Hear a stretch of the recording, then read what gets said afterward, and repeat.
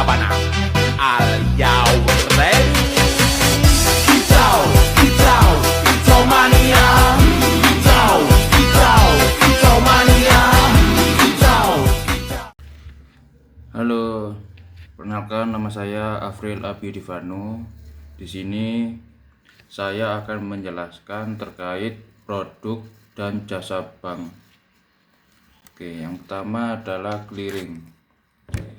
Jasa penyelesaian hutang piutang antar bank dengan cara saling menyerahkan warkat yang akan dikliringkan di lembaga clearing yang dikoordinir oleh Bank Indonesia. Warkat, alat lalu lintas pembayaran digital yang diperhitungkan dalam satu lembaga yang disebut lembaga clearing. Contoh warkat ada cek, biljet, giro, surat bukti penerimaan transfer, wesel bank, nota kredit, dan lain-lain. Lembaga clearing dibentuk pada tanggal 7 Maret 1967. Untuk proses penyelesaian clearing, yang pertama itu sistem clearing manual, ada sistem clearing semi otomatis, ada sistem clearing otomasi, dan ada juga sistem clearing elektronik. Untuk bank garansi adalah jaminan pembayaran yang diberikan kepada pihak penerima jaminan apabila pihak yang dijamin tidak memenuhi kewajibannya. 3 pihak yang terkait dalam penerbitan bank garansi. Proses penerbitan bank garansi, jenis-jenis bank garansi, bid bond disebut juga tender bond adalah jaminan penawaran, ada advance payment bond adalah jaminan uang muka, star performance bond adalah jaminan pelaksanaan, dan retention atau maintenance bond adalah jaminan pemeliharaan. Manfaat bank garansi: mempermudah atau lancar urusan bisnis, keuntungan untuk pihak bank, serta hal-hal yang perlu diperhatikan bagi penerima bank garansi yaitu pastikan keaslian dan keabsahan bank garansi dengan cara menghubungi bank penerbit. Periksa masa berlaku bank garansi sesuai dengan jangka waktu proyek Anda, dan periksa dan pahami syarat-syarat klaim untuk memudahkan Anda melakukan klaim apabila diperlukan. Ini bentuk bank garansi. Nah, selanjutnya jenis-jenis jasa bank lainnya. Telah dijelaskan di depan, bila kelengkapan jenis-jenis jasa bank lainnya akan sangat bergantung dari apakah bank tersebut BBR, bank umum konvensional, ataukah bank umum syariah. Berikut adalah beberapa jenis jasa bank lainnya. Kiriman uang atau transfer. Transfer adalah merupakan jenis pengiriman uang baik di dalam negeri ataupun luar negeri. Sebagai contoh, Gayus mengirim uang kepada ayahnya sebesar 5 juta melalui bank X melalui jasa transfer. Inkaso. Yang kedua adalah inkaso. Inkaso merupakan jasa bank untuk menagihkan warkat-warkat yang berasal dari luar kota atau luar negeri. Contoh, apabila kita memperoleh lembar cek yang diterbitkan oleh bank di kota Balikpapan, maka cek tersebut dapat dicairkan di Jakarta melalui cek jasa inkaso. Warkat-warkat yang dapat ditagihkan melalui inkaso, misalnya cek, biljet, giro, wesel, dan dividen. Ini bentuk dari inkaso itu sendiri, dan ini juga. Nah, selanjutnya jenis-jenis lanjutan dari sebelumnya. Safe Deposit Box. Safe Deposit Box merupakan jasa bank yang diberikan kepada para nasabahnya yang membutuhkan keamanan pada benda-benda ataupun surat-surat berharga miliknya. Bentuknya berupa kotak di mana terdapat ukuran yang berbeda-beda sesuai dengan kebutuhan dari para nasabahnya.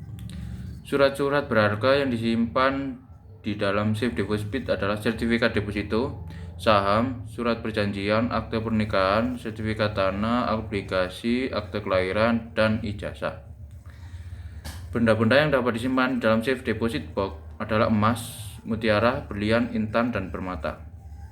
Adapun keuntungan yang dapat diperoleh pihak bank adalah biaya sewa, uang setoran jaminan yang mengendap, dan pelayanan nasabah. Ini bentuk safe deposit box. Selanjutnya bank card. Bank card adalah kartu plastik atau yang biasa kita sebut dengan ATM yang dikeluarkan oleh bank yang bersangkutan kepada nasabahnya untuk dipergunakan sebagai alat pembayaran di tempat-tempat yang menyediakan fasilitas untuk ATM ini. Yang kelima ada traveler's check. Traveler's check dikenal dengan nama cek wisata atau cek perjalanan. Cek ini biasanya dipergunakan untuk orang-orang yang senang berpergian atau traveler. Traveler check diterbitkan dalam pecahan-pecahan tertentu seperti halnya uang kartal dan diterbitkan dalam mata uang rupiah dan mata uang asing. Ini bentuk travel check. Selanjutnya ada letter of credit atau letter C. Merupakan salah satu jasa bank yang diberikan kepada masyarakat untuk memperlancar arus barang termasuk barang dalam negeri. Kegunaan letter C, letter of credit, adalah untuk menampung dan menyelesaikan kesulitan-kesulitan dari pihak pembeli maupun penjual dalam transaksi dagangannya. Pembukaan letter C oleh importir dilakukan nasabah melalui bank yang disebut opening bank atau issuing bank, sedangkan bank eksportir merupakan bank pembayar terhadap barang yang diperdagangkan. Dalam hal ini, eksportir berhubungan dengan bank pembayaran atau disebut dengan advising bank. Untuk pelaku, ada aplikan atau pemohon kredit adalah importir pembeli yang mengajukan aplikasi. Ada beneficiary adalah eksportir yang menerima. Issue bank atau opening adalah bank pembuka. Advising bank adalah bank yang meneruskan. Confirming bank adalah bank yang melakukan konfirmasi atas permintaan. Paying bank adalah bank yang secara khusus ditunjuk dalam letter C untuk melakukan pembayaran. Carrier adalah pengangkut barang yang dikirim oleh perusahaan atau pelayaran untuk diterbangkan untuk di beberapa negara dengan perbatasan darat, bisa juga perusahaan angkutan darat seperti truk.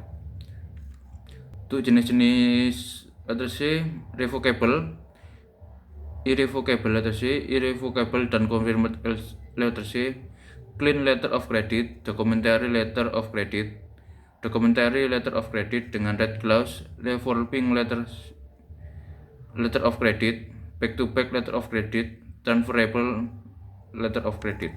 Ini bentuk letter of credit.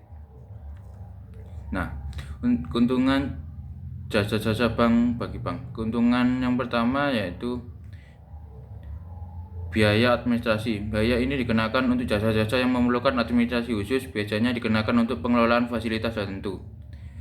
Yang kedua, biaya kirim. Biaya kirim memperoleh dari jasa pengiriman uang atau jasa yang biasa disebut dengan transfer. Untuk biaya tagih, jasa yang dikenakan untuk menagihkan dokumen-dokumen milik nasabahnya seperti jasa clearing atau jasa inkaso.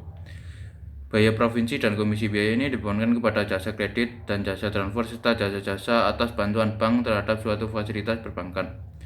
Biaya sewa, biaya ini dibebankan kepada nasabah yang menggunakan fasilitas safe deposit box dan besarnya sewa tergantung dari besarnya safe deposit box yang dipakai.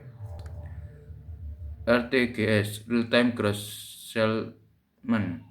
Sistem RTGS adalah proses penyelesaian akhir transaksi pembayaran yang dilakukan per transaksi dan bersifat real time, di mana rekening peserta dapat didebit atau dikredit berkali-kali dalam sehari sesuai dengan perintah pembayaran. Dan dengan sistem RTGS, peserta pengirim melalui terminal RTGS di tempatnya mentransmisikan transaksi pembayaran ke pusat pengelolaan sistem RTGS di Bank Indonesia untuk proses settlement. Jika proses settlement berhasil, transaksi pembayaran akan diteruskan secara otomatis dan elektronis kepada peserta penerima. Kecukupan saldo peserta pengirim adalah penting karena dalam sistem BI RTGS, peserta hanya diperbolehkan untuk mengkredit peserta lain. Penerapan sistem RTGS di Indonesia telah dimulai sejak tanggal 17 November 2000 dengan nama Sistem Bank Indonesia Real Time Gross Settlement. Oke, sekian penjelasan saya terkait produk dan jasa bank. Jika ada salah kata, saya mohon maaf. Sekian, terima kasih.